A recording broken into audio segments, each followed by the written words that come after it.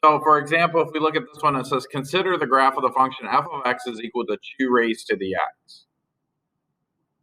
Which statement describes a key feature of g of x, which is 2 times f of x? So let me explain what that means. If I have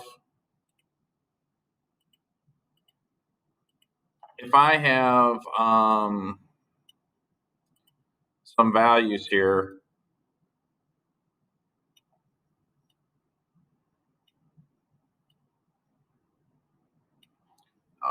where's my little pen? Here it is.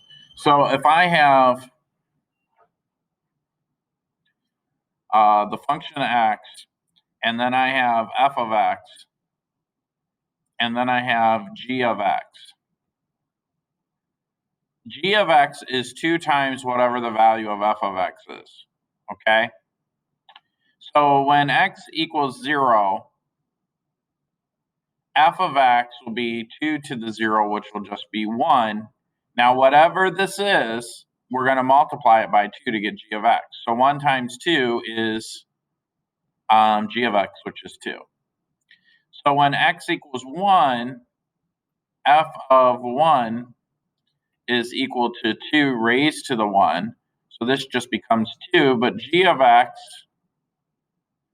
g of 1 is equal to 2 times f of 1. So 2 times 2 is 4.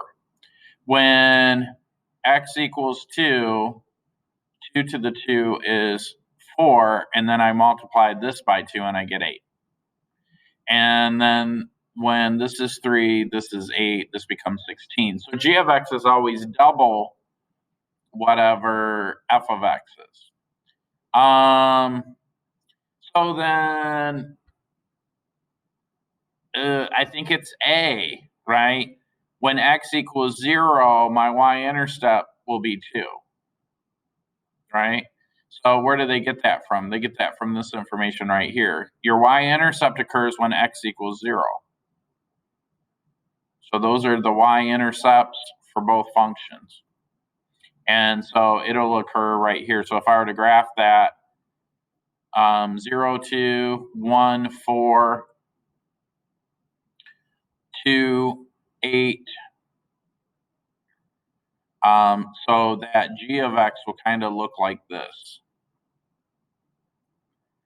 And then it'll come down like so. Okay? Does that make sense? So then the answer would be A.